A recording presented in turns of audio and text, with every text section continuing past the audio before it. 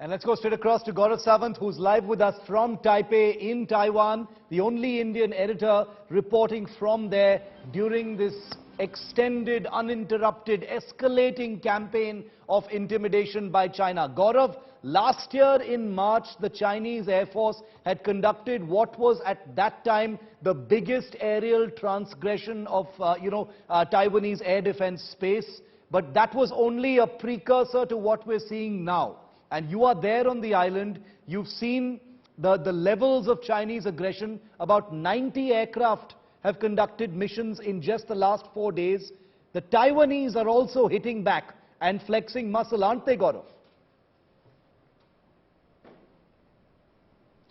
Indeed, they are, Shiv. In fact, when you look at Taiwan's operations, they're very carefully, in a way, orchestrated to respond to the Chinese aggression. They've watched over several days what China has done, what China intends to do, and their exercises are to counter China's maneuvers. And extremely interesting, the fact that you mentioned they're acquiring the latest F-16 Vipers up and mounting. That's what Taiwan's defense ministry has just said about this latest exercise when the Vipers took off with the Sidewinders. So air-to-air missiles that can fire beyond visual range. While it's a medium-range air-to-air missile, it's a very clear message to Chinese fighters, including the J-20 stealth fighter.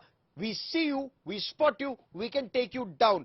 That's the message that's going on. With the Harpoon A-84 anti-ship missile, the message is we're looking at the Chinese ships, the warships that are coming into the transgressing the median line. In case they come into territorial waters, they will be taken down. The Harpoon missiles, as you well know, Shiv, are extremely accurate. And a large number of these aircraft are taking off to carry out these exercises. Apart from the F-16 Vs, and they are still coming in, additional 66 will come in the next couple of years. They also have their own indigenously designed fighters. Yes. As some argue, quite similar to the F-16s, almost as capable as the Taiwanese would want you to believe, and they have sizable, fair numbers. So they have the numbers, they design the aircraft themselves, they design their own corvettes, they make their corvettes almost like frigates.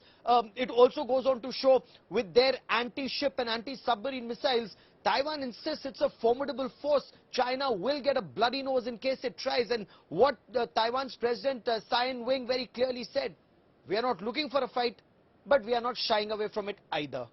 Gaurav, it's one thing to watch this escalating tension from the outside. It's another thing I can imagine being right there, speaking to the Taiwanese people. You are in Taipei. The air bases are, quite a distance away from there. So I'm not guessing you're going to be able to see the actual fighters from where you are right now. You will a little later in the week. But what's the general buzz you're getting? Is this, does this seem like a critical survival point? Are the Taiwanese feeling like something is going to snap soon? Something major snap, but not soon. Remember, it's the same stock. People, whether they're in the Republic of China or Taiwan, or the People's Republic of China or mainland China, they understand the mindset of those in the PRC and the Communist Party of China, and they're making one thing very clear. These are bullying tactics being adopted by China. China does not have the wherewithal for a fight, at least not just as yet. China will continue to build, it will continue to intimidate and bully. Shiv, you recall what the US 7th Fleet Commander, Vice Admiral Carl Thomas, just said a couple of days ago. He said, don't let this become the new norm. Don't let it become the new normal. Because if China can get away by firing missiles on top of Taiwan today, it'll escalate next time. It'll up the ante even further next time. This is exactly what the White House said, and you and I discussed. It's like boiling the frog. That is why Taiwan's also responding with its own exercises to send across a message to China. We can counter to defend our territory. And remember, what China says is take territory, even if it's by force. What Taiwan is saying is defend our territory. And it's not just the fighter jets and the Apaches or the ships. It's also the very formidable, very vast web of the surface-to-air missiles. And as an expert was explaining to me here, Taiwan is like a porcupine. If China tries to come in, it will be stung at every level. There are so many surface-to-air missile batteries in different islands, very strategically located. Neither the Chinese ships nor their amphibious attack vehicles, nor their aircraft or their submarines. And remember, shallow waters as far as China is concerned, China's submarines cannot dive deep and come into this area. So anti-submarine warfare helicopters and aircraft of Taiwan, and of course American assistance, they are watching every move. They are not intimidated. They are very clear.